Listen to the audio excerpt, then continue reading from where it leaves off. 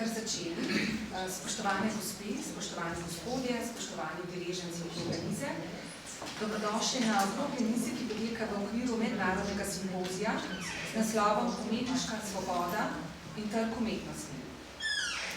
Mednarodni simpozij je namenjen raziskovanju prepleta med umetniškimi in neumetniškimi področji. V okrogli mizi bo v 19. uri sledila odkritev razstave, grafični kolaž. Včeraj pa sta v okviru simpozija potekali dve grafični delavnici pod vodstvom akademskih umetnikov Mihe Eriča in docenta Petra Cjuhe. Na okrogli mizi bodo strokovnjaki iz različnih področij umetnosti, ustavnega prava in menedžmenta razmišljali o spodbujanju ustvarjalnosti z izkušnjo razmišljanja z roko in z neposredno interakcijo z materialom, pomanjkanju izkušnje v izobraževanju in v svobodi umetniškega izražanja. Na okrogli mizi bodo sodelovali profesor Debra Weisberg iz Boston Collegea iz Združenih držav Amerike, profesor magister Tugo Šušnik iz Akademije za likovno umetnost Univerze v Ljubljani, profesor Marran iz Univerze Massachusetts v Bostonu iz Združenih držav Amerike, profesor dr. Klemen Jaklič, ustavni sodnik na Ustavnem sodišču Republike Slovenije in dr. Zoran Vaupot, dekan Fakultete za pravo in poslovne vede Katoliškega inštituta. Za simultano prevajanje iz angleščine bo skrbela gospa Pušnik, samostojna prevajalka, konferenčna in sodna tolmačka za angleški jezik. Sedaj pa bom na kratko predstavila današnjo udeleženco okrogle mize.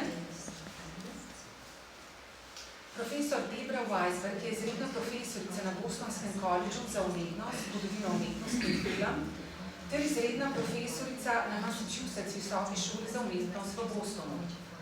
Profesor Weisberg gostuje tudi na drugih visokih šolah, univerzah in inštitutih. Kot umetnica in profesorica deluje tako v državnem kot tudi v mednarodnem okolju. Razstavljala je tako v tujini kot doma v Združenih državah Amerike. Njena instalacija v muzeju in parku skulptur de Cordova z naslovom Surface iz leta 2003 je prejela nagrado za najboljšo muzejsko postavitev Združenja likovnih kritikov v Bostonu. Njena osebna dela so vključena v številne likovne zbirke. Udeležbo profesor Weisberg je omogočila sofinanciranje Boston Collegea. Profesor magister Tugo Šušnik je diplomiral na Akademiji za likovno umetnost. Po opravljeni specialki pri profesorju Andreju Jencu in Jožetu Cjuhi je študiral v New Yorku. Leta 2004 je pridobil naziv letnega profesorja za risanje in slikanje na Akademiji za likovno umetnost in oblikovanje Univerze v Ljubljani. Imel je več kot 50 samostojnih razstav in je sodeloval na več kot 160 skupinskih razstavah. Je dobitnik številnih nagrad, med drugim Župančičeve nagrade mesta Ljubljane in nagrada Prešernovega sklada, leta 2013 pa je prejel nagrado Richarda Janoviča za življenjsko delo.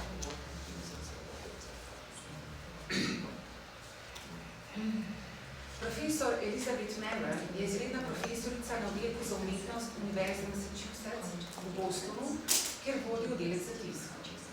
Po diplome na Akademiji za umetnost Cranbrook v Avstraliji se je preselila v Boston in nadaljevala z umetniško kariero.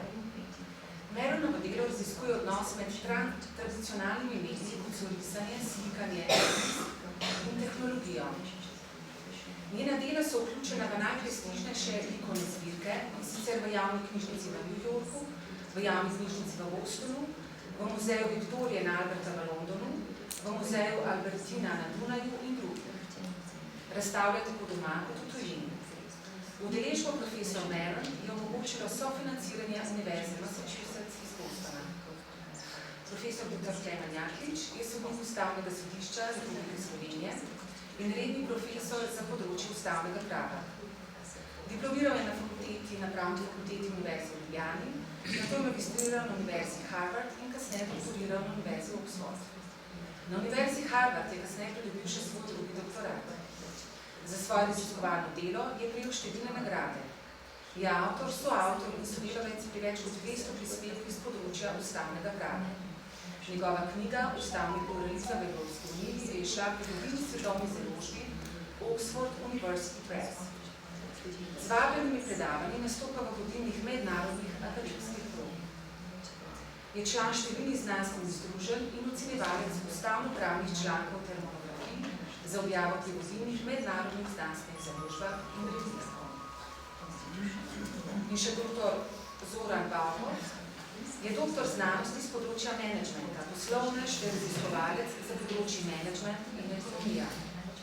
Diplomiral je na ekonomski fakulteti v Ljubljani, kasneje je šolanje nadaljevalo v poslovni šoli v Letu in v Franciji, kjer je tudi doktoriral.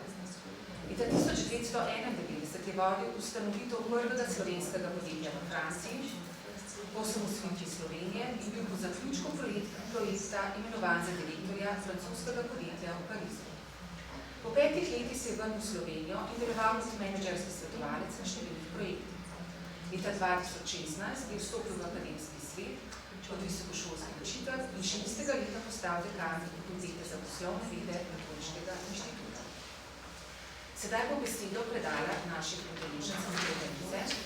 Najprej bi za besedo prosila gostje iz Amerike, profesor Debra Weisberg. Profesor Weisberg, poučujete na privatni šoli.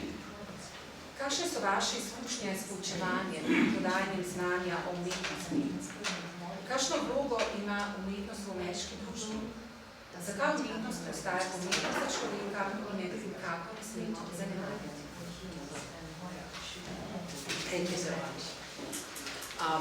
So I teach at Boston College, which is a Jesuit college. It has a robust law school, school of management, business school, and also an art school. It's 15,000 students. And I teach a visual literacy course, which is a core curriculum class as part of their humanities requirement to non-art majors. So non-art majors are required to take courses in the arts. Hvala lepa za besedo. Prihajam iz koledža Boston College, ki je del jezuitske univerze, Jesuit College v Bostonu. To je precej velika univerza, ki vključuje tako fakultete za pravo, kot tudi za management, poslovne študije in tudi za umetnosti. Šola pa več kot 15,000 študentov. Jaz poučujem tako imenovano vizualno pismenost. To je predmet, ki je namenjen študentom, ki sicer ne študirajo umetniške smeri, študirajo na drugih področjih, vendar se od njih zahteva, da absolvirajo tudi umetniške vsebine. So only a few have ever taken art classes, and they're mostly seniors that I get. I'd like to read an email that one of my finance majors sent me after he took my class.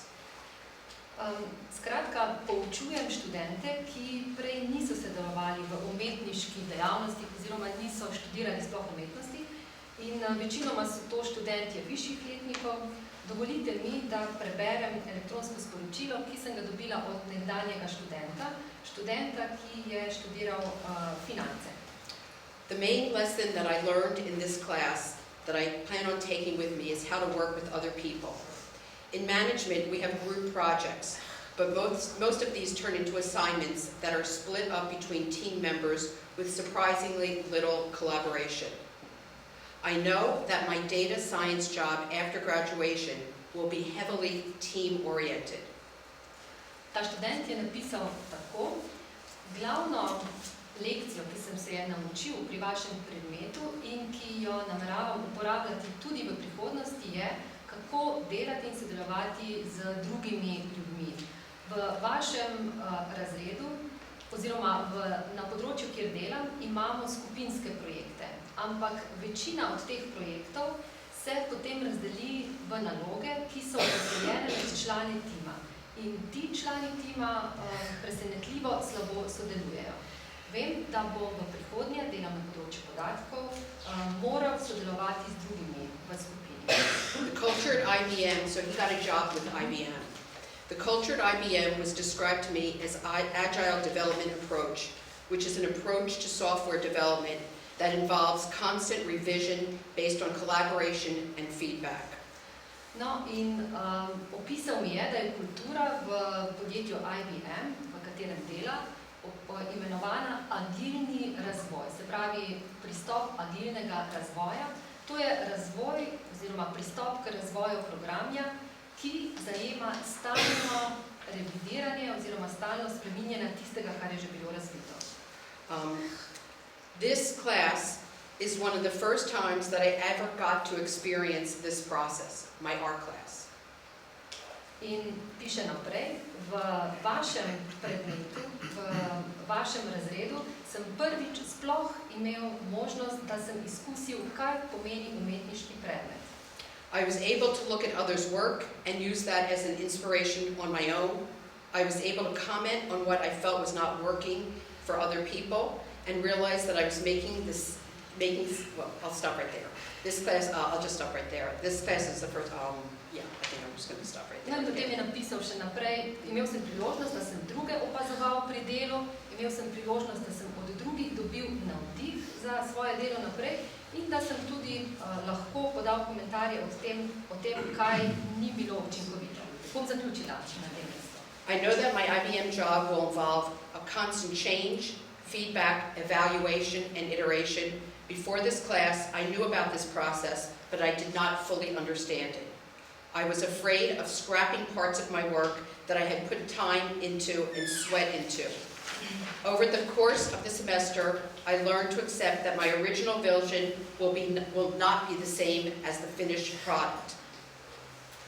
No in potem je napisal še naprej, zavedam se, da bom pri svojem delu za IBM se moral stalno soočati s spremembami, dajati bom moral povratne informacije, evalvirati bom moral delo, poudarjati tisto, kar je pomembno in dobro in zavrniti tisto, kar ni. To so procesi, ki sem jih poznal že prej, sem pa bil pred vašim predmetom enostavno prestrašen in nisem si nikoli upal zavrniti neke svoje originalne oziroma prve stvaritve. Nisem se zavedal, da tisto, kar ustvarim na začetku, ni nujno tisto, kar bom uporabil v končni fazi.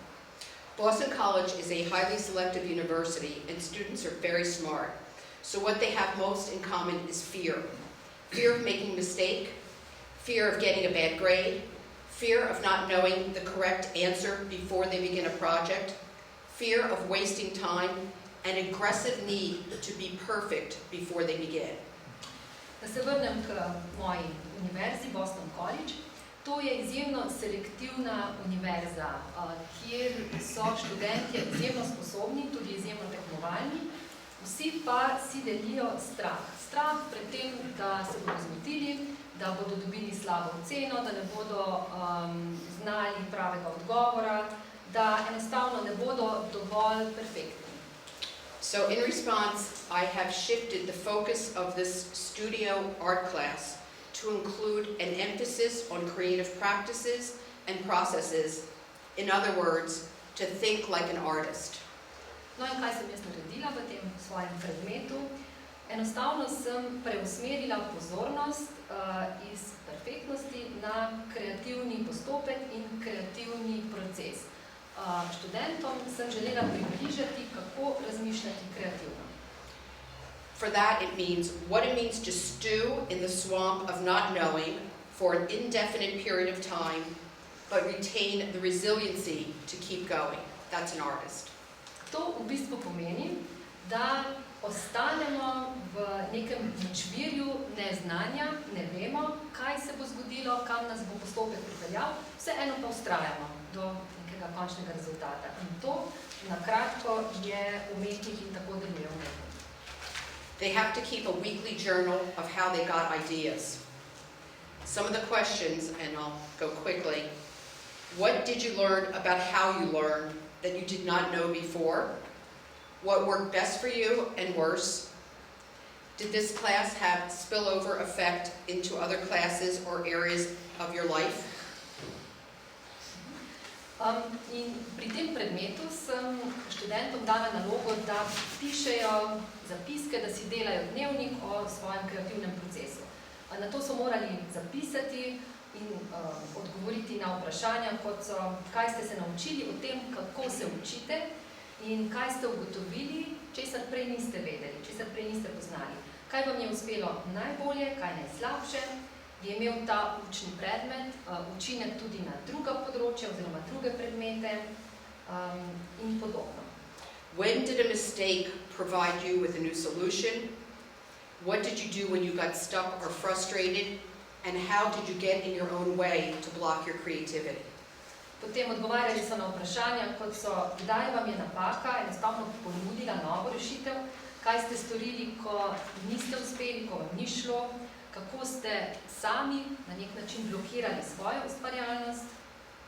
Did your ability to improvise and be flexible increase? Potem, ali ste izboljšali svojo sposobnost improvizacije in pa prilagodljivosti. So we spent the semester learning how to be prepared for accidents that lead to richer solutions, how to transfer insight and knowledge from one project to a new one, to build upon prior experience, to be open to inspiration from unlikely sources, and to notice things on the margin. V tem študiju oziroma študijskem predmetu smo se osredotočili tudi na stvari, kot so naključja, kako lahko naključja uporabimo za to, da najdemo novo, nepričakovano rešitev, kako prenašati znanje iz enega področja oziroma projekta na drugega, potem kako priti do novih nepričakovanih izkušenj, kako najti vir navdiha v nekaterih področjih oziroma virih, ki jih prej nismo pričakovali. And I'm going to end with this. I would like to propose that without implementing a firm educational foundation that emphasizes the creative process that I described, we will not make maximum use of the new technologies to innovate in business and science. We don't know what the world will look like in 50 years, and our kids are 20, 18 years old. They will be working then. This generation will still be working, but we will need innovative, empathetic, and creative minds for the myriad of problems that we are leaving them with. Zaključila bom s tem, da bom povedala naslednje. Če ne bomo uspeli vzpostaviti izobraževalnega sistema, ki bo v svojem obisku vključeval tudi ta kreativni proces, o katerem sem govorila, enostavno ne bomo mogli zagotoviti družbe, ki bo dovolj inovativna na vseh področjih, od poslovnega do znanstvenega in drugih. Svet čez 50 let bo verjetno popolnoma drugačen od sveta, v katerem živimo zdaj. Takrat bodo delali naši otroci, ki so zdaj stari 18-20 let, delati bodo morali v popolnoma novem okolju. In če želimo, da bodo inovativni, hkrati pa tudi empatični, bomo morali zagotoviti, da upoštevajo elemente tega kreativnega procesa.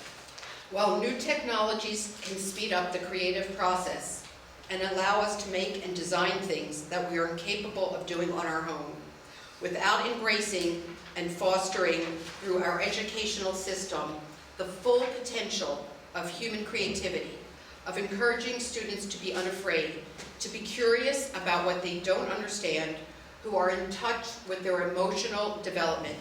The risk is that technology will be used in very limited ways. Tehnologija okoli nas nam seveda omogoča, da hitreje pridemo tudi do kreativnih rešitev.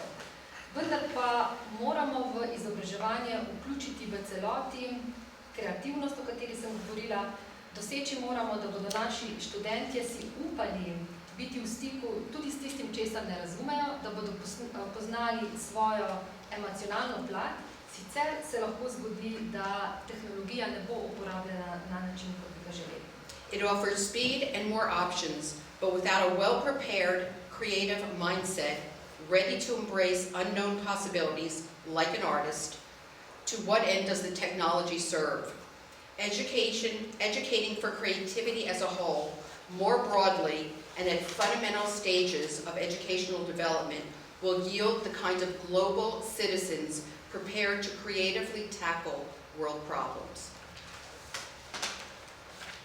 Kot sem dejala, tehnologija nam zagotovo omogoča hitrost, daje nam številne nove opcije, ampak brez tega, da bi v celoti zajeli kreativnost in pa kreativni moment, da bi bili pripravljeni sprejeti tudi neznano, ne bomo mogli tehnologije uporabljati na človeku sprejemljiv način. In naša naloga je, da v izobraževalne procese, oziroma da izobraževalne procese zasnujemo tako, da bodo vključevali kreativnost. Samo tako bomo pripravili generacije, ki se bodo sposobne spopasti z globalnimi težavami prihodnosti. I'm going to go through images of my work very quickly. Okay. Zdaj pa zelo na hitro nekaj slik mojega lastnega dela.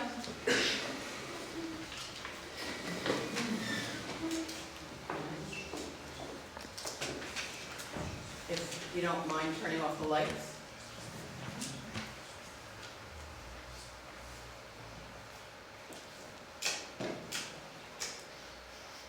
Okay. Is there a reason it's not showing up in here? Is the tech person here? Imamo koga, ki bi lahko povezal računalnik? Is there something here I'm not doing? I'm sorry. Thank you. Okay, there you go. Thank you.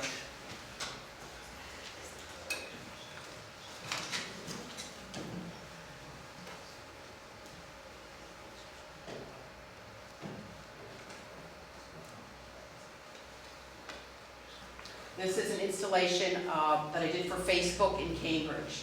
So they bought this, and it's made out of tape on the wall and paper. Instalacija, ki sem jo naredila za Facebook v Cambridgeu, kupili so jo, narejena pa je iz trakov, kot vidite pritrjenih na steno. This I do with students. Takšne stvari pa izvajam študenti. It's tape. Se pravi, trakovi so to. This is my own work. Spet moje delo.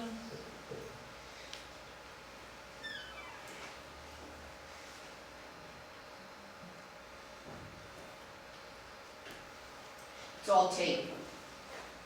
Skratka, trakovi oziroma lahko tudi film.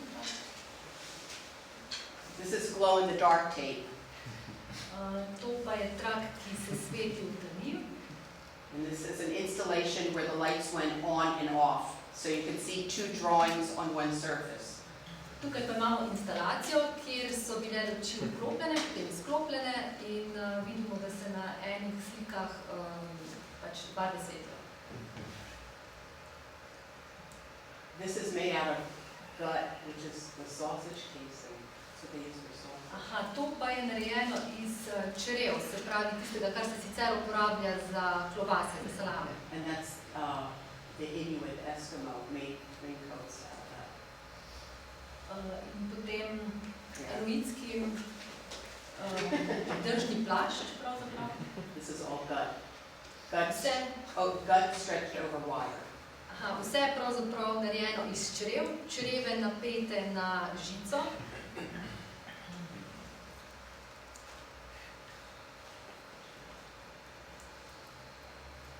These are fake breaks. I make them and then I sculpt them into the wall. Aha, to so pa lažne razpoke. All fake. Vse to je lažno. Skratka, lažne razpoke. This is wire, paper over wire. Tukaj imamo zopet žico, papir na žico, oziroma na žici.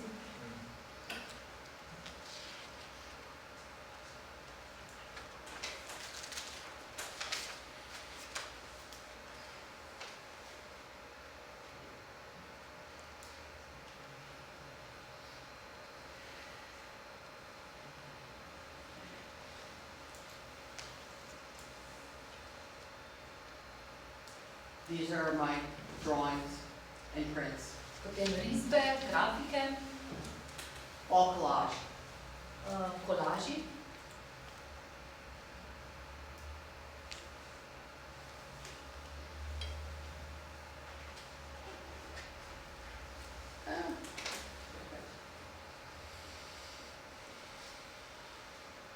Detail. Tem detaljnih del.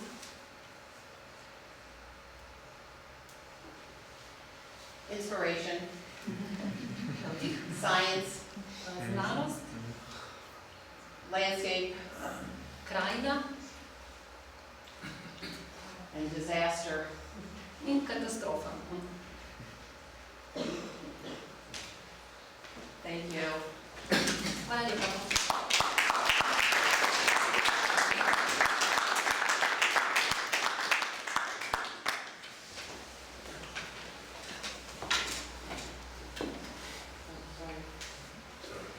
Profesor Weisberg, najlepša hvala za vaše razmišljanje, za predstavitev vašega dela.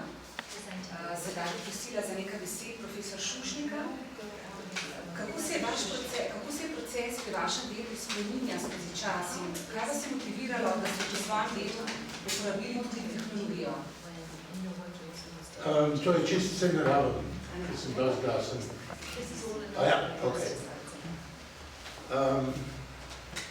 Pravzaprav ni tako pomembno, kot to, da zmeri tako probam raziskovati razne možnosti sevanja, parnega sevanja. In je čisti slučaj, da sem pa zaznal tehnologija tiska, ki je barva v bistvu izum tak, da ko je osvetljena, začne žareti. Ker vse te v glavnem te stvari so tako narejene, da so škatle, ki so tiskane, noter je pa pol osvetljava, da ta preseva, da se dobi podobo. Tukaj je pa vse narejeno na preprost led trak, ki je pa barva tako fotosensibilizirana, da ko se ta led trak prižge, cela stvar zažari. Skratka, to mi je bilo všeč, zaradi tega predvsem, ko je jakost, stopna jakosti barvnega sevanja malo več kot recimo je pri normalni barvi. In istočasno je pa tudi tako, da sej takrat še v 60-ih, ko so te fluorescentne barve, pa vse te stvari bile v težki uporabi, ampak si zmeri mogel neko dodatno sevanje, črno luč imeti po diskoteka ali karkoli. Skratka, tukaj je pa v bistvu v familiji imam svaka, ki ima to firmo, ki te osvetljave dela, ki v bistvu so sam te plošče in sem pa v bistvu zaznal, da pravzaprav bi pa to barvno sevanje pri mojem tipu dela dobro funkcionira. Skratka, sem naredil 16 do 20 teh tipov elektrografij, pa sem pa na koncu rekel, ko sem imel pa nagrado v galeriji Kazamata, sem imel večjo razstavo teh stvari, ki je zelo dobro funkcionira, zaradi tega, ker je, kako bi rekel, prostor skoraj da srednjeveški. Je zelo dober pa meni ta kontrast in sodelovanje te sodobnosti in preteklosti. Drugač pa kaj dosti bolj resnega, kot to, da uživam v tem, da zažarijo barve. To je en fundamentalni problem slovenske umetnosti, je skozi ta barva. Ta živopisna barva, do tega prideš. Še narobe se razume impresionizem, recimo.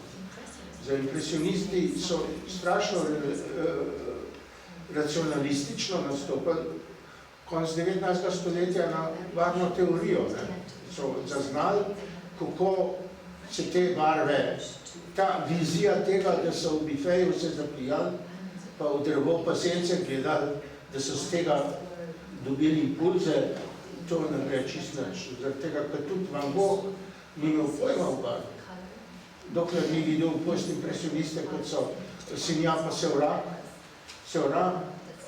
ki je pa šel v Pariz, prav študirati v njihov atelje 2 leti, to barvno harmonijo, pa te nove teorije, ki so nastale po Goetheju v 19. stoletju. In šele takrat, ko je racionalno zaznal sistematiko barvnih odnosov, je on svojo dušo noter spustil. Tukaj so stvari, ki so hudo racionalne, ki se narobe razumejo včasih kot, to pa je skrat kot nekaj načičko. To je vse ta skozi neki problem zgruntat z barvami, pa kakšen nov dogodek se vendar že 50 let delam, se je krepko spremenil, v 60-ih smo bili, konc 60-ih smo bili psihedelični, kot vsi smo te kozmične barve doživeli v možganih. In ta sevanje še zdaj nedosegljiv. Ta moč barvnega doživetja internega psihedelični izkušnji je nedosegljiva. Samo interno v človeku samem ima to moč, to svetlostno razmerje doseči. To je vse, kar lahko rečem.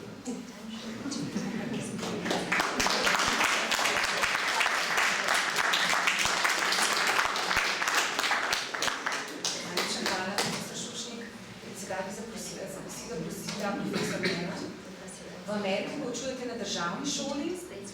Prosim za kratko predstavitev vašega dela. Kakšni so vaši izzivi dela na področju poučevanja umetnosti?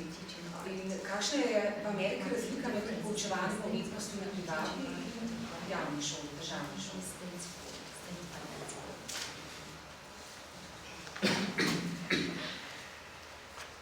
Thank you very much. Thank you all for coming. I actually am a full-time professor at the University of Massachusetts in Boston, and it is the only public university in the city of Boston. There are a few other universities that you may have heard of. There's Harvard University in Boston, University of Boston College, but our school has about 20,000 students, most of whom commute to the campus, and they represent a wide diversity of students from many, many different backgrounds.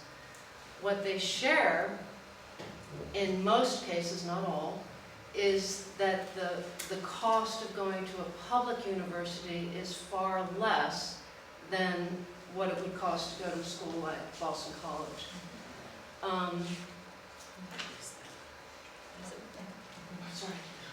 Hvala za besedo.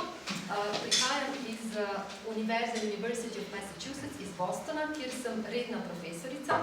In naj povem, da je to edina državna univerza v mestu Boston. V Bostonu oziroma v okolici je še nekaj drugih univerz, za katere ste gotovo slišali, Harvard, potem Boston University, Boston College. No, naša univerza pa je edina državna univerza oziroma javno financirana univerza, ki ima več kot 20,000 študentov. Skupno jim je to, da se večinoma vsak dan vozijo na kampus, se pravi na območje univerze, sicer pa prihajajo iz zelo različnih okolij oziroma imajo zelo različno ozadje. Delijo pa tudi to, da se šolajo na javni univerzi, kar pomeni, da so stroški njihovega šolanja bistveno nižji kot recimo na šolah, kjer poučuje kolegica. So I love teaching at UMass Boston. I love it because the students come to it in such a kind of clean way. Not all of them. We do have a lot of international students that come and they pay a full price for their tuition. And some of them now board in dorms that they've recently built on campus. But many of my students are first generation to ever attend college. Many of my students are immigrants. Some of them are illegal immigrants. And most of my students went to a public high school or a public grade school before entering the university.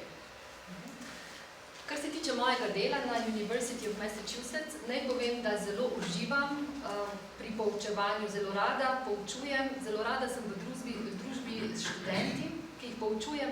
Zakaj? Predvsem zato, ker res prihajajo tja z neko pristnostjo, na nek, temu lahko rečem, res čist način. Nekateri niso taki, nekateri morajo sami plačati recimo polno ceno šolanja, nekateri se dolgočasijo v študentskih domovih, ki so jih pred kratkim tudi zgradili na kampusu, ampak večinoma so pa to res predani študentje, Mnogi so pravzaprav šele prva generacija, ki se šola v svojem sorodstvu oziroma družini na univerzi. Mnogi so priseljenci, nekateri tudi nezakoniti priseljenci, večina se jih je tudi že prej šolala v javnem šolstvu, ne v zasebnem. So one of the biggest challenges that we face as a public university is that because our students have to pay for their education, they usually are paying for it themselves. Their parents are not paying for it. Their parents can't afford to pay for it. So they're working jobs, and sometimes they're working 2 jobs and also taking care of family, their parents, their children, whatever. So one of our biggest challenges is retention, is keeping them at the university so they actually can graduate. So that's one of our biggest challenges. One of the nicest things for me as an instructor is that there's so much diversity. I have students who've traveled to Boston from all over the world, and for the most part, they really want to be in school. They're making enormous sacrifices personally to attend the university with the hope that this will improve their lives in the future. Kar so pa največji izzivi izvajanja izobraževalnega sistema na tej javni državni univerzi, prvi bi verjetno bil ta, da študentje večinoma plačujejo šolnino sami. Nimajo staršev, ki bi lahko plačali šolnino, to pomeni, da morajo sami delati v eni ali celo v več službah, vzdrževati sebe, pa včasih še svoje starše oziroma otroke. Velik problem zato je, kako obdržati te študente v študiju, kako jim zagotoviti, da bodo zaradi vseh teh okoliščin tudi lahko dokončali svoj študij. Ena od najlepših stvari, ki jih doživljam pri svojem poučevanju, pa je ta raznovrstnost študentov, ki jih učim. Študenti pravzaprav prihajajo iz različnih okolij, praktično iz celega sveta, zelo so motivirani, večinoma so na univerzi zato, ker tam želijo biti, želijo dokončati študij in zato, da lahko študirajo, morajo včasih tudi precej osebno žrtvovati. So when you come to college at Deb's school or my school, you enter into a liberal arts program, which means that you're expected to take classes in many, many disciplines, and you do that at the entry level, and then as the years progress, you become increasingly more committed to 1 or 2 disciplines. We refer to them as majors. Through that process, the general education curriculum provides students access to the different classes that the university would like them to take. So classes in humanities, psychology, world communication, a various palette of different ideas, English, science, math, history, language, and so when most of the students that I teach come into my class, they are not art majors, and many of them have never before in school taken an art class. So they come to my class thinking they're in for it big time, and they might be in too deep. And my job is to provide them with a sense of confidence that this is going to work out, and that we will start at the very beginning and build what we learn throughout the semester. So many of the ideas I share with Deb about how to approach a classroom and creativity, but it's basically premised on my own feeling, which is that we all, as humans, are very comfortable creating. I mean, we may have been conditioned to think that I can't draw, I'm not very good at that, but we all do have the urge to do something creative. And so I try to convey that to my students, and then from there we build projects that emphasize chance, accidents, improvisation, intention versus accident. Printmaking happens to be a really interesting discipline because you can make multiples of things. So you can make 3 prints of the same state of your plate or your block, and on those 3 prints you can collage one, draw on one, put another print on top of one, and you can really be thinking very visually, and you're thinking about your materials, but what's the expression? You know, it's not all resting on that one painting. You can go back and retrieve information, and you can build from it. So I think for me, one of the most excuse me, I forgot.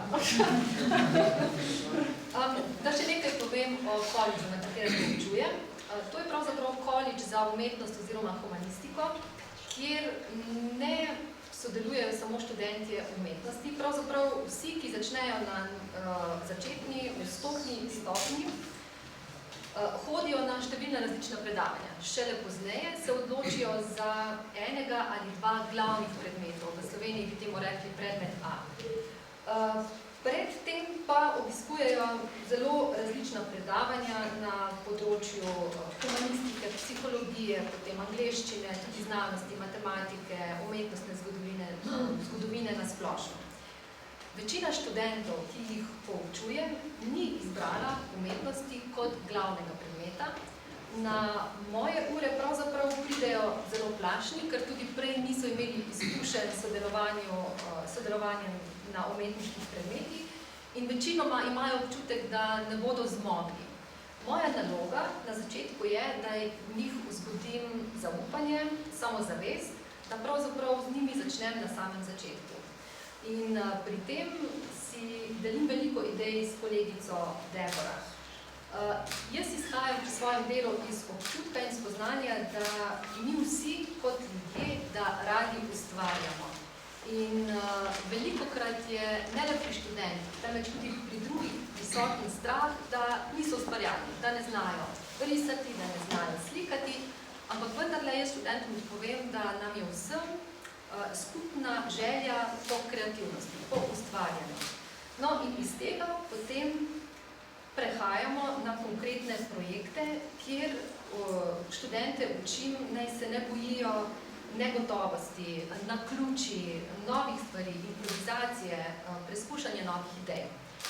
In pri tem je ravno področje grafike, ki jo tudi poučujem, izjemno koristno. Grafična smer je intenzivna in tudi zanimiva, predvsem zato, ker lahko iz ene osnove, iz ene matrice naredimo več različnih izvedb istega motiva. Bodi si, kar se tiče barve, izvedbe, lahko se grafika izvede tudi kot kolaž. Nismo odvisni samo od ene same slike. I'll just close this by saying that, you know, as we're working, we're talking a lot. And we're sharing ideas, and the collaboration, just like Deb was saying, is really dynamic.